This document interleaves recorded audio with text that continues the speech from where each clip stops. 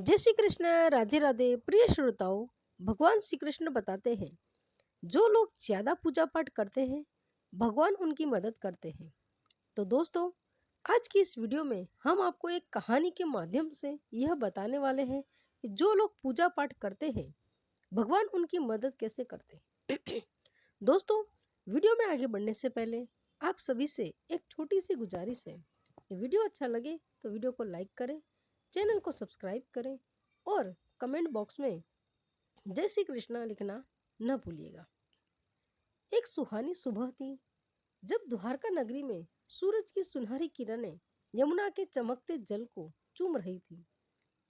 तभी देवी सत्यभामा भगवान श्री कृष्ण के पास आई।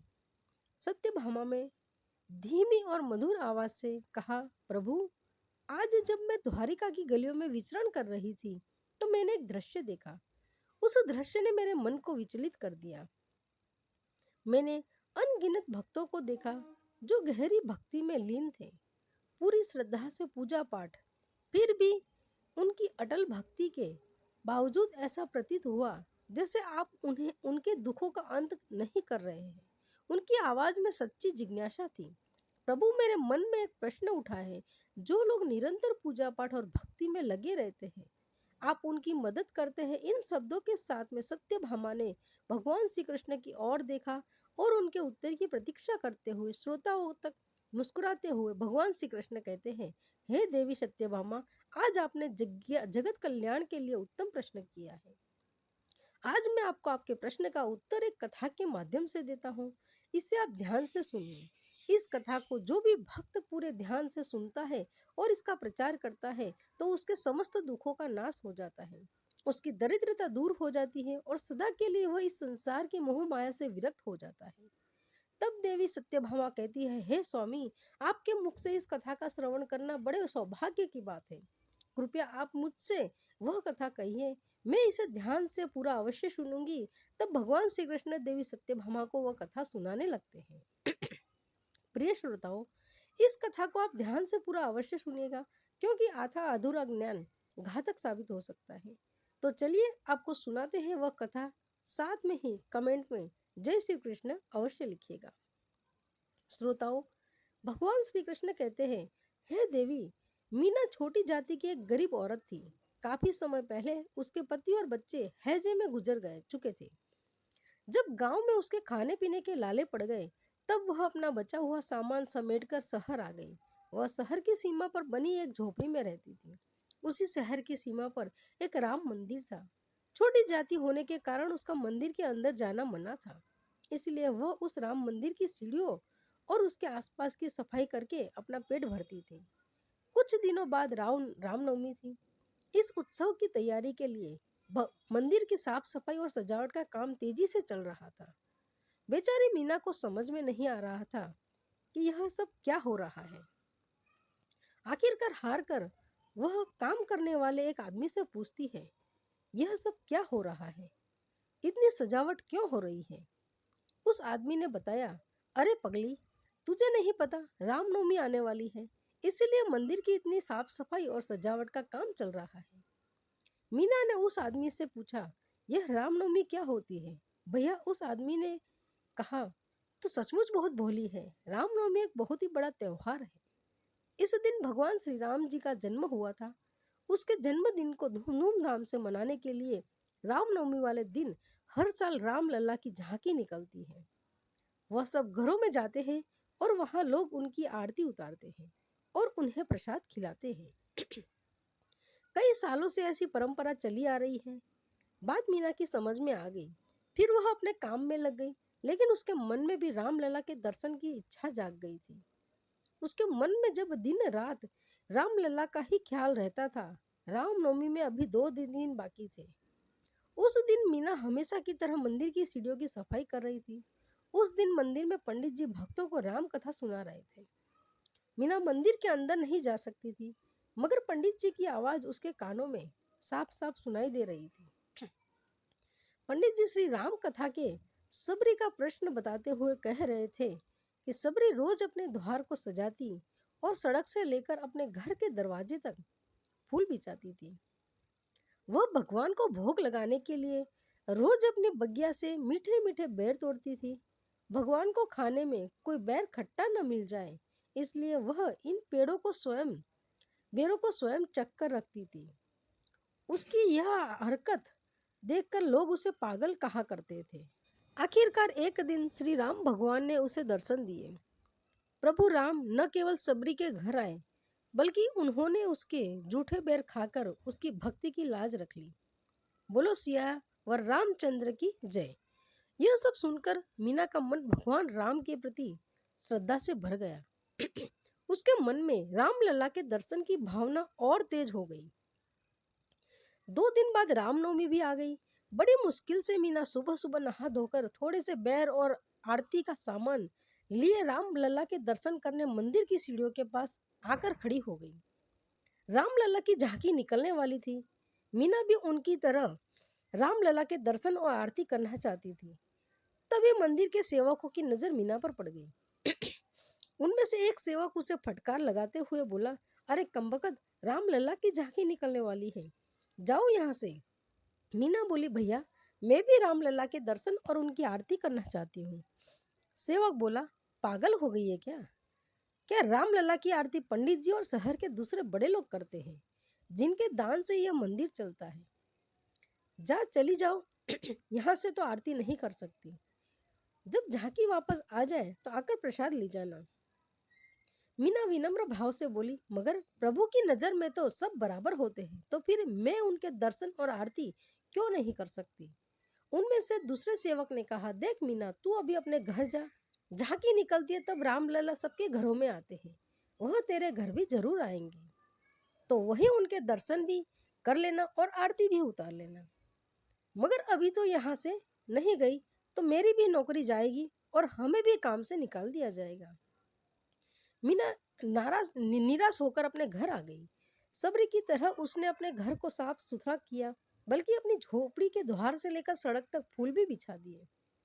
उसे ऐसा करते देखकर आस पड़ोस के लोग तरह तरह की बातें बनाने लगे। वह इस प्रकार कह रहे थे, लगता है यह पागल हो गई है, यह सुबह सुबह मंदिर गई थी, लगता है वहां किसी ने भगवान के दर्शन नहीं करने दिए, इसलिए यह सदमा लग गया है, शाम तक इसका फितूर उतर जाएगा। इतना कहकर लोग वहां से चले गए। मीना सब तैयारी करके सुबह से शाम तक रामलला का इंतजार करती रही। सुबह से शाम, शाम से रात हो गई, मगर कोई नहीं आया। वह सोचने लगी, कहीं उन लोगों ने मुझसे झूठ तो नहीं बोला। नहीं नहीं, ये प्रभु के घर में देर है मगर अंधेर नहीं। मेरे प्रभु राम जरूर आएंगे। सुबह से शाम, शाम से रात हो गई। वह उसी तरह इंतजार में सारी रात द्वार पर ही बैठी रही, यहाँ तक कि सारी रात बीत गई और सुबह होने को आई। मीना की आंखें कुछ देर के लिए लग गई। तभी अचानक उसके कानों में एक आहट सी आई। मीना जैसे सोते सी जागी। उसने देखा कि उसके सामने 2 नवयुवक खड़े हैं। उनमें से एक बोला, हम आ गए माँ। मीना ने उनसे पूछा, आप कौन है युवक? बोला, मैं अयोध्या से राजा दशरथ का पुत्र राम और यह मेरा छोटा भाई लक्ष्मण है। मीना के सारे शरीर में सनसनी दौड़ जाती है। वह हाथ जोड़कर लड़खड़ाते स्वर में कहती है, आप आ गए प्रभु? राम जी बोले, हाँ माँ, बहुत देर हो गई। इसके बिना मीना राम और लक्ष्मण की आरती उतारती है और फिर उन्हें प्रेम से बेर का भोग लगाती है। राम और लक्ष्मण प्रेम से मीना के दिए हुए बेर खाते हैं और मीना उन्हें प्रसन्नता से देखती रहती है। सुबह होने वाली थी। इस बीच मीना की आंख लग जाती है। सुबह जब मीना उठती है तो खुद से कहती है, क्या वो एक सपना था या रामलला खुद मेरी झोपड़ी में आए थे? अभी वह यह सब कुछ सोच रही ही होती है, तभी उसकी नजर बेरों वाली टोकरी पर पड़ती है। उसमें बेर की जगह ढेरों हीरे मोती और मनिया थी। मीना के मन में कोई शक नहीं रहा जाता। उसे पूरा विश्वास हो गया कि सबरी की तरह प्रभु ने उसकी भक्ति भी लाज रख ली। मीना ने उस मनुष्य और जवेरातों में से 1-2 अपने जीवन यापन के लिए रखकर शेष सारी मंदिर को दान कर दिए, जिससे शहर के अनाथ बच्चों, बेसहारा और बूढ़े लोगों को भोजन और रहने की व्यवस्था की जा सके। वह मंदिर आज भी वही है। आज भी वहां मीना की मूर्ति मंदिर की सीढ़ियों के पास लगी हुई है। रामलला के दर्शन के बाद लोग उस मूर्ति के भी दर्शन करते हैं। वहां गरीब और दुखी लोग मीना का नाम लेकर आते हैं और सभी तरह की सुविधा पाते हैं। अब शुरू करते हैं दूसरी कहानी। माया नगरी नोएडा की है। ऐसा शहर जहां एक तरफ ऊंची ऊंची इमारतें आसमान को छूती है, तो वहीं दूसरी तरफ शहर का एक बहुत बड़ा हिस्सा गरीबों की झोपड़ियों से ढका हुआ है। इन्हीं झोपड़ियों में से एक झोपड़ी में गरीब आकाश अपनी बूढ़ी माँ के साथ रहता था। पिता का बचपन में ही देहांत हो जाने के कारण माँ ने दूसरों के घर में कामकाज करके उसको पाला था। आकाश अपनी माँ से बहुत प्यार करता था। उसकी माँ अक्सर बीमार रहती थी। रोजी रोटी के लिए आकाश शहर में मशहूर मंदिर के पास में फलों का ठेला लगाता था, मगर इससे उसकी कुछ खास आमदनी नहीं हो पाती थी। एक दिन मंदिर के पास जब आकाश अपना ठेला लगाए खड़ा था, तब उसके साथ में ठेले वाले ने कहा, क्या बात है आकाश, आज बड़े उदास दिख रहे हो। आकाश बोला, क्या बताऊं सरजू भैया, 2 दिन से माँ की तबीयत बहुत खराब है। मैं सोच रहा हूँ कि किसी अच्छे डॉक्टर को दिखा लूं, मगर तुम तो देख ही रहे हो, 2 दिन से एक फल तक नहीं बिका। जिन्होंने पहले उधार दिया था, उन्होंने भी अब और उधार देने से मना कर दिया है। अब बताओ मैं क्या करूं। जिस माँ ने मुझे इतने दुखों से पाला है, आज मैं उसको ढंग से खाना और दवाई भी नहीं दे पा रहा हूँ। लानत है ऐसी जिंदगी पर। तभी सरजू बोला, अरे नहीं रे आकाश, खुद को ऐसे नहीं कोस कोस। देखो अगले हफ्ते गणेश चतुर्थी है, मंदिर में भक्तों की भीड़ उमड़ेगी। तब देखना हमारी भी अच्छी खासी बिक्री होगी, और देखना बप्पा तुम्हारे सारे कष्ट हर लेंगे। आकाश गणेश जी का बहुत ही बड़ा भक्त था। हर साल धूमधाम से गणेश चतुर्थी पर वह गणेश जी की एक छोटी सी मूर्ति अपने घर में स्थापित करता था। मगर इस साल जैसे उसके मन में इन सब से उठ गया था।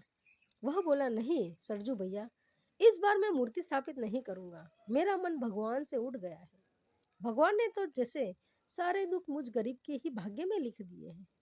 सरजू यह सुनकर बोला, अरे राम राम भैया, ऐसी बात कोई करता है क्या। यह परीक्षा की घड़ी है, हिम्मत मत हारो, देखना बप्पा तुम्हारे सारे कष्ट हर लेंगे।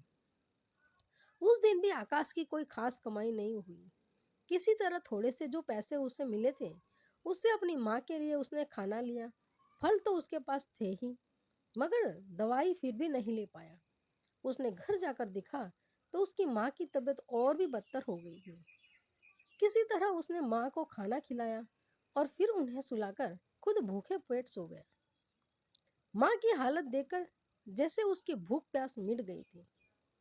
अगले दिन उसने फिर मंदिर के पास ठेला लगाया। वह सरजू से बोला, देखा सरजू भैया, सूरज सिर पर चढ़ गया है, लेकिन अभी तक कोई ग्राहक नहीं आया।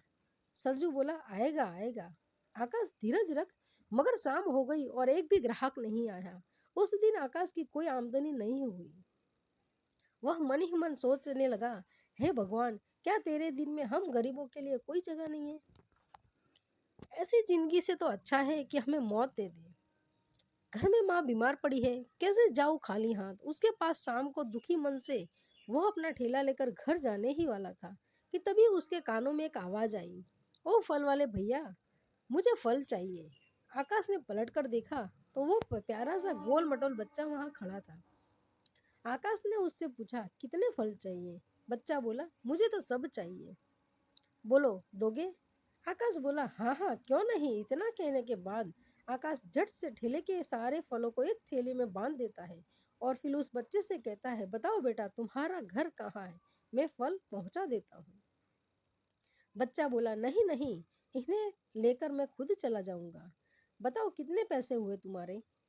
आकाश बोला, अब क्या बताओ बेटा, तुम ही मेरे पहले ग्राहक भी हो और आखिरी भी। जो देना चाहो दे दो। बच्चे ने जेब से एक 500 का नोट निकाला और आकाश को दे दिया।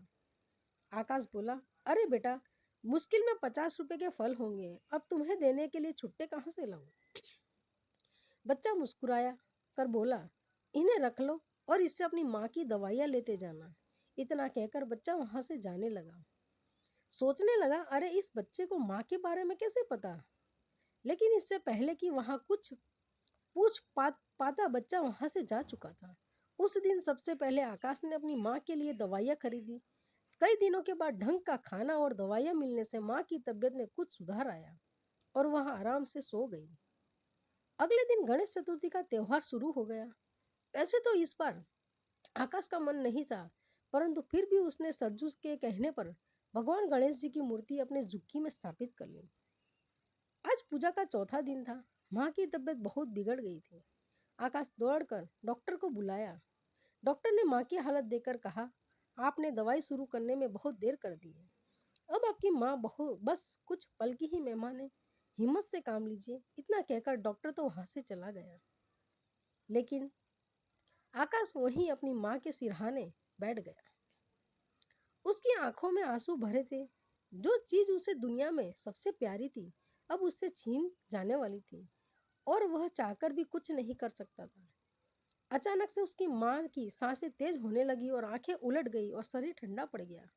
आकाश जैसे ही बदहवस सा हो गया। घनी झोपड़ियों में उसके कारण वहां दिन में भी अंधेरा रहता था। आकाश की झोपड़ी में भी अंधेरा ही था। केवल जहां गणपति जी की मूर्ति थी वहां दीपक टिमटिमाता था। आकाश को और कुछ नहीं सूझा। वहां बप्पा की मूर्ति के पास गया और बिलक बिलक कर रोते हुए कहा, बप्पा, मैंने आज तक तुमसे कुछ नहीं मांगा, मुझे मेरी माँ लौटा दीजिए। तभी जैसे एक ठंडी हवा का झोंका आया और झोपड़ी का माहौल एकदम से बदल गया। दरवाजे पर एक आवाज आई, अलख निरंजन। आकाश ने देखा, एक साधु दरवाजे पर खड़े हैं। वो साधु बोले, बच्चा, तू क्यों रो रहा है? आकाश रोते हुए बोला, बाबा, मेरी माँ। साधु बोले, क्यों, क्या हुआ तेरी माँ को? आकाश बोला, मेरी माँ चली गई बाबा। साधु बोला, तेरी माँ कहीं नहीं गई बच्चा, तो एक बार उसे प्यार से आवाज तो दे। साधुओं की बात मानकर आकाश ने अपनी माँ को पुकारा। एक चमत्कार सा हुआ और जैसे माँ ने ठंडे पड़े शरीर में से फिर से जान सी आ गई और उन्हें मुंह से आवाज निकाली, आकाश, कहाँ हो बेटा, इधर आओ। आकाश की आंखों आंखें भर आई, मगर इस बार यह आंसू दुख के नहीं, सुखी के थे। गणेश जी को चढ़ाने के लिए लाए गए थोड़े से फल और मिठाई थैली उसने उठाई और साधु बाबा को देते हुए कहा, मेरे लिए तो आप ही भगवान हो बाबा। यहाँ मैं बप्पा को चढ़ाने के लिए लाया था, अब इसे आप स्वीकार करें। साधु ने कहा, भक्तों द्वारा प्रेम से दी गई हर चीज मुझे स्वीकार है बच्चा, न इसे मेरी झोली में डाल दे। कहकर साधु ने फल लिए और वहां से चले गए। तब तक माँ भी उठकर आकाश के पास आ गई और पूछने लगी, यह तो किससे बात कर रहा था? बेटा, आकाश ने बताया, अभी अभी एक साधु बाबा आए थे माँ, उन्हीं से मैं तुम्हें नया जीवन दिया है। आकाश ने कहा, माँ, साधु बाबा यहीं दरवाजे पर बैठे थे। तभी आकाश की नजर दरवाजे पर पड़ी। वहां एक छोटी सी पोटली पड़ी हुई थी। उसे देखकर आकाश बोला, अरे यह पोटली तो हमारी नहीं है। आकाश कहता है, माँ, यह जरूर उन्हीं साधु बाबा की होगी। अभी वह ज्यादा दूर नहीं गए होंगे, मैं उन्हें देखकर आता हूँ। इतना कहकर आकाश बाहर निकला, लेकिन साधु उसे नहीं मिले। वो तो जैसे गायब ही हो गए थे। तभी जैसे आकाश के कानों में एक आवाज सी आई, सोच मत बच्चा, इसे भगवान का प्रसाद समझकर रख ले। आकाश उस पोटली को लिए घर आया और उसे खोला तो देखा उसमें सोने की मोहरें थी। आकाश की नजर भगवान गणेश जी की मूर्ति पर गई और एक कर सारी घटनाएं उसकी आंखों के सामने घूमने लगी। पहले बच्चे और फिर साधु के रूप में खुद गणपति जी उसके कष्ट हरने आए थे। आकाश कुछ न बोल सका, मगर उसके कानों में सरजू की आवाज गूंजती रही, देखना बप्पा तेरे सारे कष्ट हर लेंगे, गणपति बप्पा मोरिया। अगर वीडियो पसंद आई तो वीडियो को लाइक करें, चैनल को सब्सक्राइब करें। धन्यवाद दोस्तों।